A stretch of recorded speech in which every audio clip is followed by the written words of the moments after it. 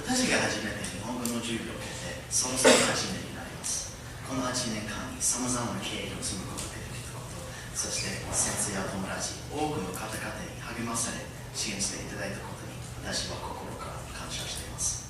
今日はその経験を振り返り、日本語を勉強して学んだことを4つ述べたいと思います。まず第一に分かったことは、赤ちゃんのように考える必要があるということです。多分おかしく聞こえるかもしれませんが、高校生の時、日本に留学に行く前に、日本語を最も早く上達させるためにはどうしたらいいのか、インターネットで調べてみました。留学経験のある学生のブログに、赤ちゃんのように考えなければいけないというアドバイスが書いてありました。マジでと思って意味がよくわかりませんでした。しかし、それは非常に役に立つアドバイスだとだんだん分かってきました。なぜかというと、赤ちゃんは自信を持っていて、間違えるのを恐れずにただ話すからです。間違えることを心配しすぎたり、最初に英語で書いて、そして完璧に日本語に訳そうとしたら、自然に日本語を習うのは難しくなるということが分かりました。第2に分かったことは、悔しさをモチベーションにするということです。留学し始めてからすぐに上手に日本語が話せるようになりたかった16歳の私は、一生懸命に日本語を使おうとしても1ヶ月が過ぎても全然上達していない気がしました。せっかく日本にいて、留学は本当にやりがいがある機会で、この一生の経験を生かさなければいけないという考えがありましたが、やがて留学の経験の中で悔しさを感じ始めました。しかし、諦めるより何か他の方法をやってみなければならないと決めました。そこで一つの簡単な計画を作ることにしました。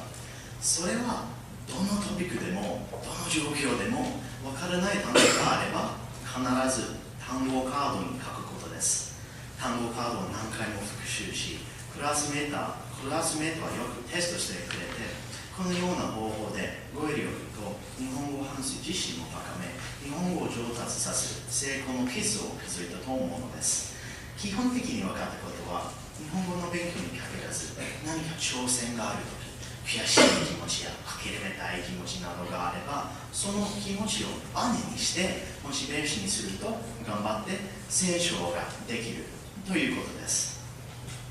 第3に分かったことは、広い視野から考えることの大切さです。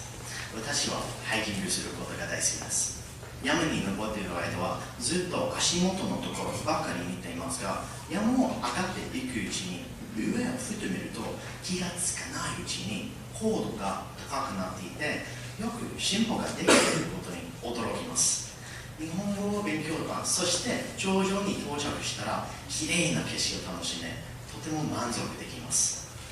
日本語を勉強することは同じようなプロセスがあると思います。つまり文法や漢字、日々の課題ばかりに常に集中している学生は長期の進歩を忘れやすいと思います。私は日本語を勉強することによって広い視野で考えられるようになりました。それは仕事でも人生でも当てはまると思います。最後に4つ目に分かったことは、時々全てが分からなくても大丈夫だということです。私は何でも知りたい性格があり、質問があれば答えてほしいと思います。さらに自分の意見や気持ちを相手に明確かつ適当な表現で伝えることはとても大切だと思っています。日本語で話すとよく単語が分からなくて言うまでもなく、英語よ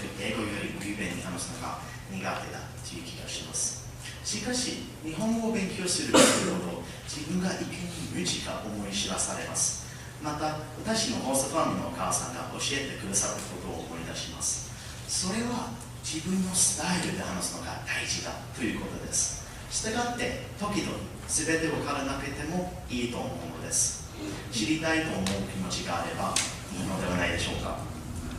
以上の点は私が日本語を勉強することで学んだ4つの教訓で、これからも努力し続けて新しい経験を覚えたいと思います。